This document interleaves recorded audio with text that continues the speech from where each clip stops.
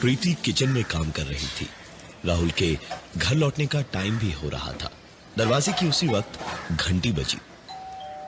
प्रीति ने दरवाजा खोला तो सामने राहुल सर पर हाथ फेरता हुआ खड़ा था।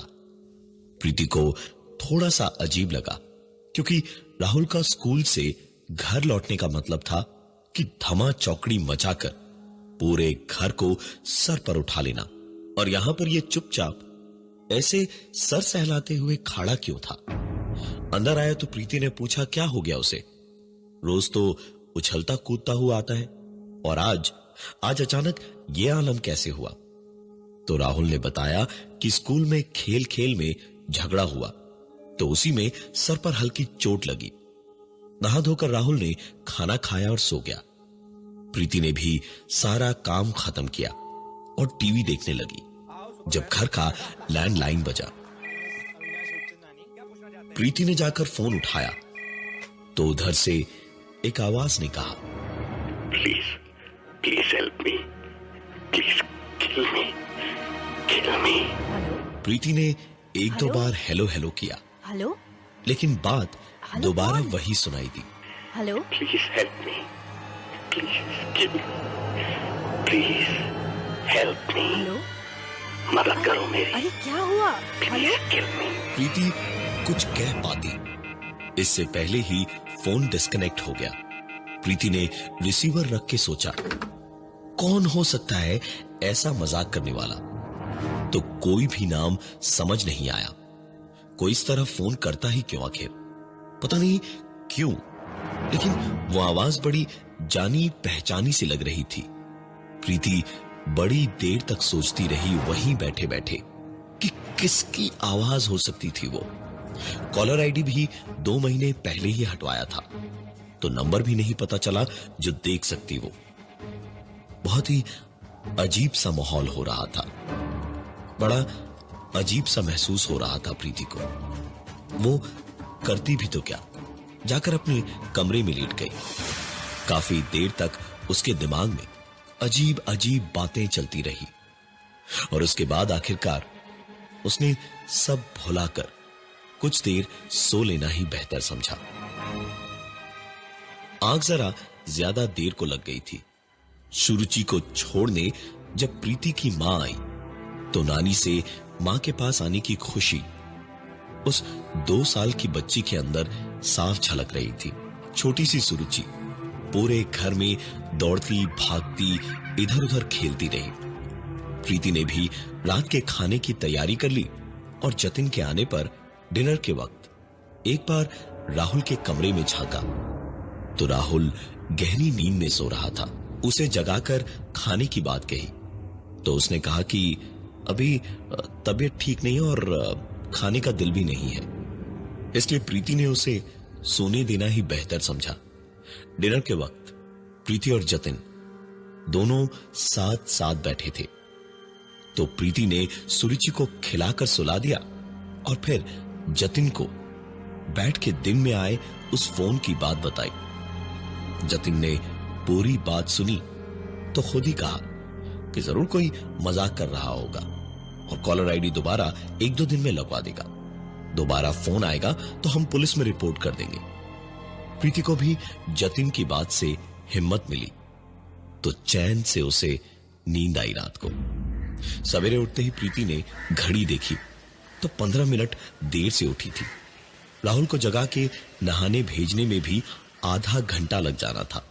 प्रीति भागी भागी राहुल के कमरे में पहुंची और उसे जगाने की कोशिश करने लगी, राहुल, लेकिन राहुल नहीं जागा, राहुल, क्योंकि राहुल राहुल, मर चुका था। सर पर चोट लगने की वजह से उसे ब्रेन हैमरेज हो गया था और खून का दौरा रुक जाने से उसकी देर रात मौत हो गई। पूरे घर में मातम का माहौल था। 14 साल का बेटा किसी का भी अचानक दुनिया से चल बसे तो और क्या हो सकता है। किसी तरह वक्त बीता। 5 साल हो चुके थे राहुल की मौत को। धीरे धीरे कैसे जख्म भर रहे थे ये समझना सिर्फ उन्हीं के बस का था। जो कि इस दौर से गुजर रहे थे। किसी तरह खुद को संभाल कर प्रीति और जतिन अपनी जिंदगी बिता रहे थे, जब एक दिन दोपहर के वक्त पुरानी बातों को याद करते करते आंखों से बहते हुए दो चार आंसू पहुंचे ही थे प्रीति ने कि प्रीति ने जाकर फोन उठाया तो दूसरी ओर से एक जानी पहचानी आवाज आई। प्लीज हेल्प मी, मदद करो मेरी, प्लीज किल मी। प्रीति के हाथ से रिसीवर छूट गया। निगाहें तुरंत चारों ओर घर में घूमने लगी। तुरंत भागकर सुरुचि के कमरे में प्रीति उसके पास ही रही। एक पल को भी सुरुचि को अपने से दूर नहीं होने दिया प्रीति ने। सारा वक्त उसे साथ में लिए लिए ही रही। रात का खाना बनाते वक्त भी बार बार उसी पे नजर थी। आज जतिन ऑफिस से थोड़ा जल्दी लौटा था। प्रमोशन हुआ था, बहुत ही अच्छे मूड में था। पुराने गम थोड़े थोड़े सह गए थे दिल को। प्रीति ने एक बार को सोचा कि बता दे उसे, लेकिन फिर सोचा कि आज 5 साल बाद कहीं जाकर जरा सी खुशी दिख रही है चेहरे पर, लिहाजा प्रीति ने कुछ नहीं बताया जतिन को। खाना खाकर दोनों सो गए तो 5 साल पहले वाली रात बार बार प्रीति को परेशान किए जा रही थी। प्रीति बुरी तरह पसीने से तर-बतर थी। सांस भी लेने में तकलीफ हो रही थी। लेटे लेटे कभी इधर करवट बदलती तो कभी उधर, पर नींद उसकी आंखों में थी ही नहीं। बस दिल ही दिल में एक ही दुआ थी कि रात बीत जाए और सब कुछ ठीक रहे, एक खरोच तक ना आए किसी को, और अगर कुछ होना ही हो तो वो खुद मर जाए, लेकिन इन दोनों को कुछ ना हो। प्रीति ऐसी बातें सोच ही रही थी जब दरवाजे पर बड़ी अजीब सी एक खटखटाने की आवाज हुई। प्रीति ने देखा कि दरवाजे के नीचे से किसी की भी परछाई नहीं दिख रही थी। नीचे देखते देखते ही दोबारा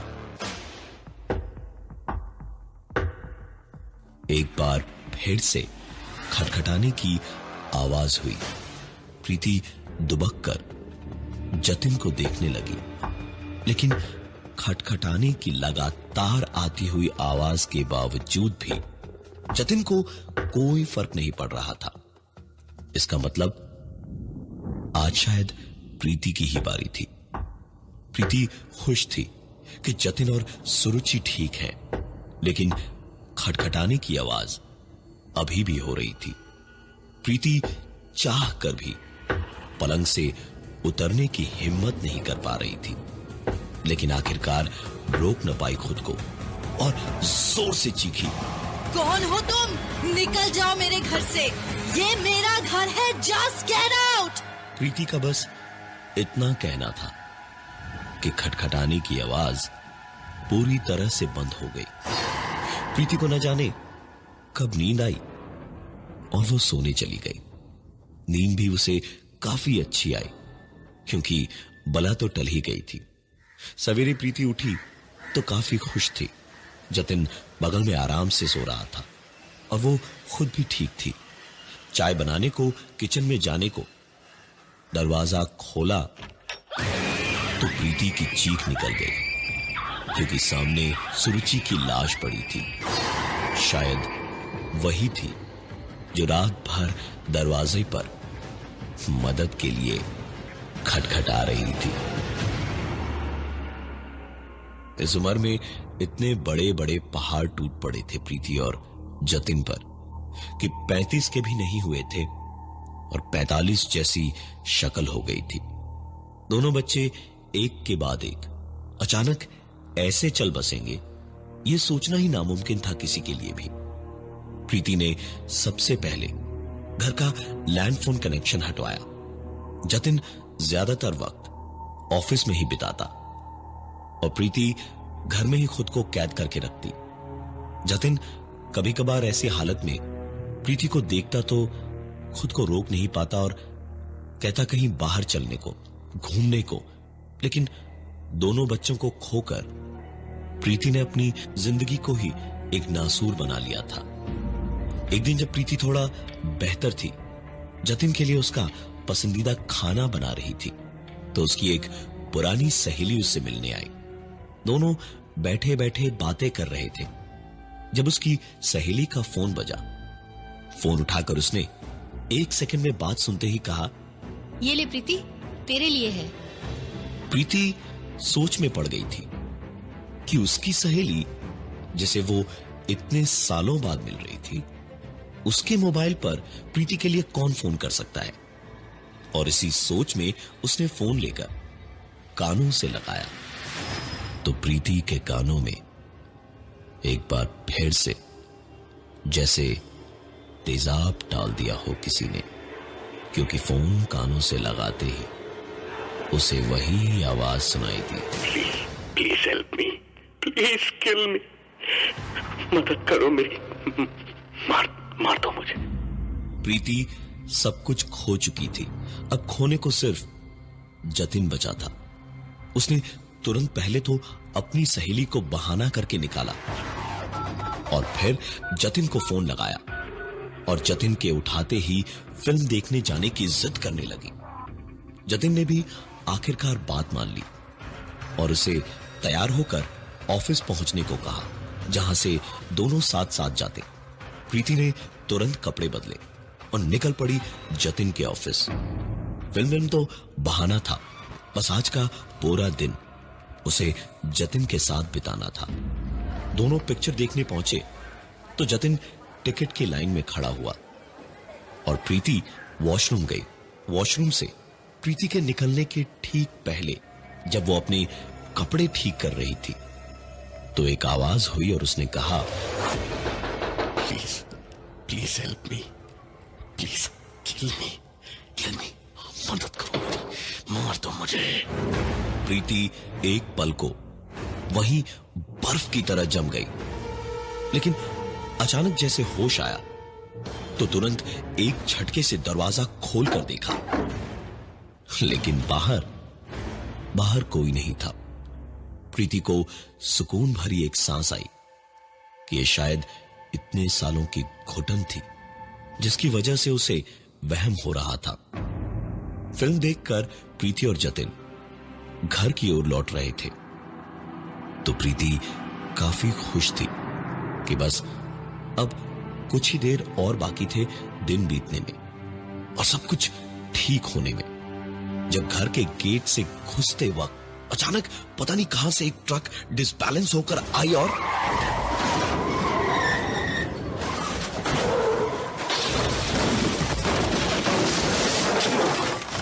गाड़ी अच्छी थी, इसलिए तुरंत ही एयरबैग्स खुल गए और प्रीति की जान बच गई।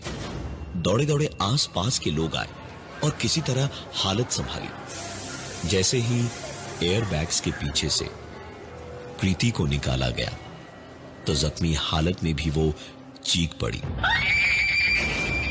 क्योंकि प्रीति के एयरबैग ने उसकी तो जान बचा ली थी, लेकिन जतिन का एयरबैग खुला ही नहीं और जतिन की भी मौत हो चुकी थी। प्रीति अकेली रह गई है इस दुनिया में। प्रीति के लिए मुश्किल ही नहीं, नामुमकिन था ऐसा कुछ सह पाना। एक मिडिल क्लास परिवार की सीधी साधी लड़की प्रीति, जिसके बच्चे पति सब के सब ऐसे अजीबोगरीब वाकये के बाद चल बसे हो, तो उस पर क्या बीतेगी ये सोच समझ पाना किसी के लिए भी बहुत ज्यादा मुश्किल नहीं होगा। प्रीति ने बुरे हाल में जतिन के क्रियाकर्म और बाकी रिवाज खत्म करने के बाद जिंदगी से आस उम्मीद सब छोड़ दी थी। एक रात की बात है जब तकरीबन 2 बजे प्रीति अपनी नाइट ड्रेस में ही घर से बाहर निकली और रात के अंधेरे में हर डर को दुत्कारती हुई चुपचाप चलती गई और आखिरकार पुराने पुल पर पहुंची, जहां पहुंचकर बिना इधर उधर देखे, बिना कुछ सोचे समझे प्रीति ने नीचे बरसात में उफनती नदी में छलांग मार दी। लेकिन ऐसे वक्त में भी एक दो नाव वाले थे जो जिंदगी की गुजर बसर को मछलियां पकड़ने पानी में उतरे थे। उन्होंने प्रीति को बचा लिया। कोई केस नहीं हुआ और किसी को पता भी नहीं चला। लेकिन प्रीति कहां रुकने वाली थी? उसने तो मरने की ठान रखी थी। कुछ दिन के बाद जब किसी का भी ध्यान उसकी ओर नहीं था, तो प्रीति दौड़ती हुई जाकर 3 किलोमीटर दूर हाईवे के बीचों बीच तेजी से चलती भारी भरकम गाड़ियों के साथ आंख मिचौली खेलने लगी। किस्मत थी प्रीति की जो उसे ऐसी पक्की मौत से भी बचा लाई। 2 महीने तक प्रीति शांत रही, लेकिन फिर उसने श्योर शॉर्ट तरीका निकाला खुद को मार के अकेलेपन से निकलकर अपने राहुल, सुरुचि और जतिन के पास जाने का। पूरे के पूरे घर में हर एक लाइट या पंखे का स्विच बंद कर दिया उसने। गैस का नॉब ऑन किया और एक ब्लेड हाथ में लेकर बैठ गई कि पहले अपनी कलाई काटेगी और फिर लाइट का स्विच ऑन कर देगी तो पूरे का पूरा घर ही तहस नहस हो जाएगा। और अंधेरे में बैठे बैठे प्रीति जैसे ही अपनी कलाई काटने जा रही थी, तभी पता नहीं कहां से 2-3 चूहे उसके ऊपर आकर गिरे और ब्लेड हाथ से गिर गया। लेकिन गैस तो ऑन ही था। प्रीति ने भागकर एक के बाद एक 5-6 स्विचेस ऑन की, लेकिन कुछ नहीं हुआ क्योंकि लाइट तो थी ही नहीं। प्रीति भागी और माचिस उठाकर तीलियां घिसती गई, लेकिन माचिस जली नहीं। और सबसे बड़ी बात यह थी, जैसे ही एक माचिस की तीली जली भी आग नहीं लगी, धमाका नहीं हुआ। दौड़कर प्रीति किचन में गैस के पास पहुंची तो अपने किस्मत का ठीकरा किस पर फोड़े ये समझ नहीं आ रहा था, क्योंकि गैस पूरी तरह से खत्म हो चुकी थी। इसके बाद कभी भी प्रीति ने खुदकुशी करने की कोशिश नहीं की। आज कई साल बीत गए हैं इन सारी बातों को, और प्रीति को सब मोहल्ले में लैंडलाइन भुआ कह के बुलाते हैं, क्योंकि प्रीति के मकान में हर कमरे में एक लैंडलाइन फोन लगा हुआ है और उस पर कभी भोले भटके कोई फोन आता है तो प्रीति फोन उठाकर लोगों से कहती है, प्लीज मुझे मार दो, प्लीज किल मी, प्लीज मुझे मार दो। लेकिन हर बार दूसरी ओर से बस